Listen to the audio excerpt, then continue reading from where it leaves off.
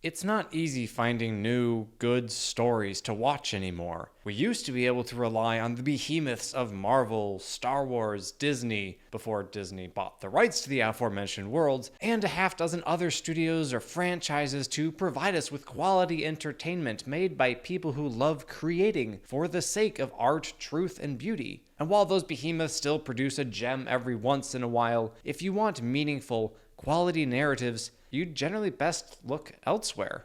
And when you do, you might stumble across a show that surprises and delights you in ways you could have never expected. This particular tale is set in an unfamiliar world with original characters built on a premise I could not have possibly imagined: eating monsters. Delicious in Dungeon is basically what would happen if your DM insisted that your party actually keep track of what they eat and drink during their adventure. But since there's nowhere to buy food in the sunken castle through which you are adventuring, you are forced to fry up the native flora and fauna of the dungeon itself, including the monsters that try to make you their meal. If you're familiar with my channel, you will know that I tend to make detailed analyses of particular characters, scenes, or themes. This won't be that, for one simple reason: I want you to watch this show, and if you haven't already, I really don't want to spoil anything for you. To that end, all the footage you see here is from the first few episodes. I won't cover any major plot points aside from the actual premise of the show in detail, and of course, I won't be examining the full character arcs, which works out because the show isn't done yet, and I find it's best to do such analyses once the story of the character is, in fact, complete. So, what am I going to talk about? Essentially, I'm going to do my best to convince you that Delicious in Dungeon is worth your limited free time. Let's begin with the premise. The show features a group of adventurers journeying through a perilous sunken castle, racing against time to save their friend who is eaten by a dragon. If that sounds like a fool's errand to you, don't worry, it did to me too. But hold that thought. Because our heroes are in such a rush, they don't have the time to rest and recuperate, nor do they have the money for supplies, namely food, necessary for the journey back to the spot where their battle turned ill. And so, one of their number suggests they dine on the creatures which they will inevitably encounter and kill during their quest. This is the show's hook.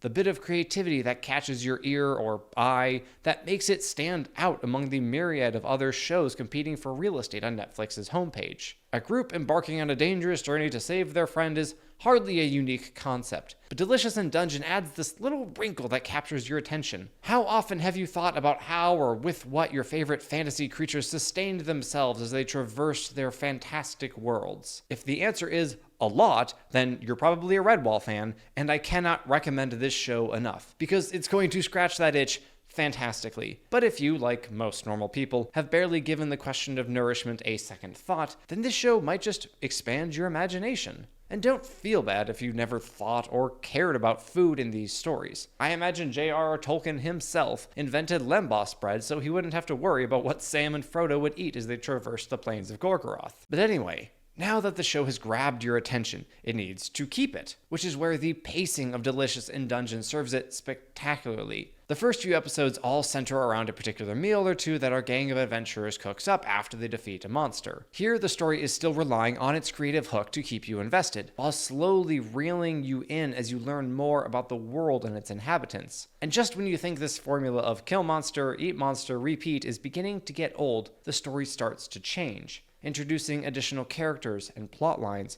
revealing that there's more to this narrative than a delectable romp through an underground castle. By that point, the viewer is invested in the characters, is beginning to understand the struggles that each of them experiences, and is starting to perceive how they might grow over the course of the story. The initial purpose of the quest can almost be forgotten in the first few episodes, or at least shoved to the back burner, but it reemerges when the time is right and the viewer needs more than the anticipation of the next monster meal to stay interested in the narrative. In case you don't remember, said purpose was the rescue of Fallon, the sister of Laios, who was eaten by a dragon. That's not a spoiler, by the way, it's the premise for the whole show. And as mentioned earlier, you might be wondering, as I was, how on earth they could possibly rescue her, considering she was, swallowed.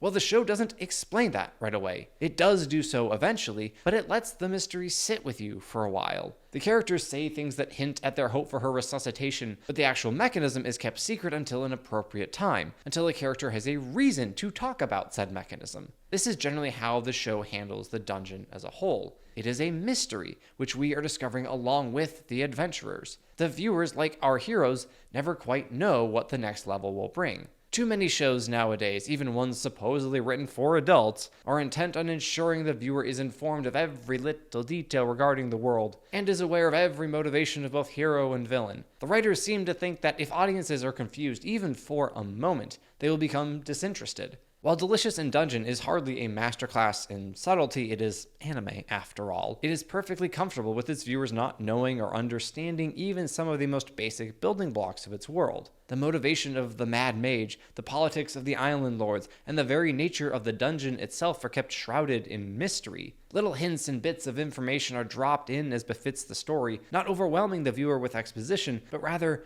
continuing to whet his or her appetite to learn more about the world and the characters.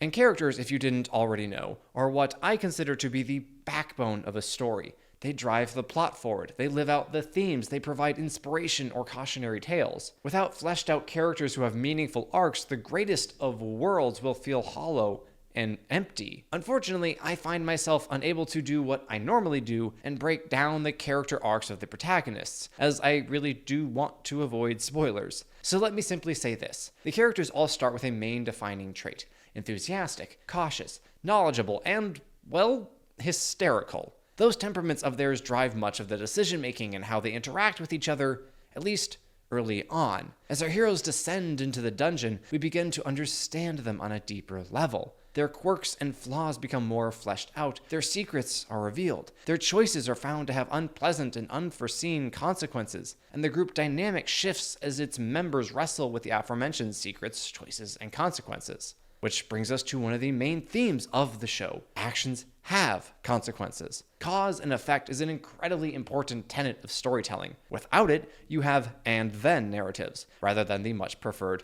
therefore narratives. Every story beat, major or minor, should matter, should have some sort of influence on other beats throughout the show. Delicious in Dungeon not only executes this concept beautifully, it weaves it into its thematic fabric. The choices that our heroes make affect themselves, their friends, and the ecosystem of the dungeon as a whole. There is no such thing as a free pass or a get-off-jail-free card for those characters. Every action they take and every word they say has weight behind it.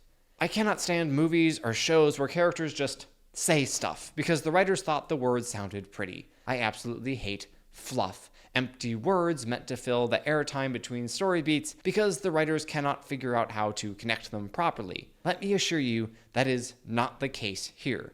If there's anything that can be considered fluff, it's the scenes where they cook up the monsters they have just killed, but since that concept is a significant draw of the show, I can hardly accuse said scenes of being unnecessary. They are highly enjoyable for one thing, as each is unique in its process and the final result will absolutely make you hungry. I highly recommend watching the show while you're eating dinner, otherwise it's going to make you very, very snacky. Also, there absolutely is character development within those cooking scenes, which evolve over time as the group's dynamic and experience change. It really is remarkable that a show designed around this simple, seemingly silly concept manages to have themes as meaningful as it does. We already touched on actions having consequences, but Delicious in Dungeon also dives into the importance of family, how love can drive us to do crazy and risky things, the dangers of thinking the end justifies the means, and the perilous allure of power.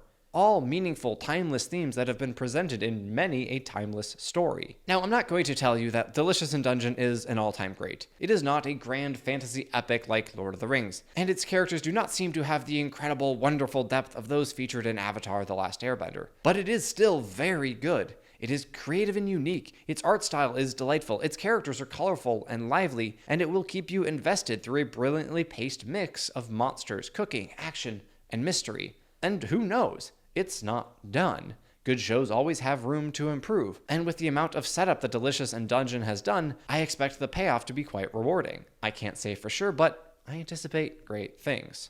So, have you seen Delicious in Dungeon? If not, will you now? Let me know if there are other underrated or underappreciated shows that you think deserve more of a spotlight. And remember, this is a cockatrice, this is a basilisk. Keep them straight.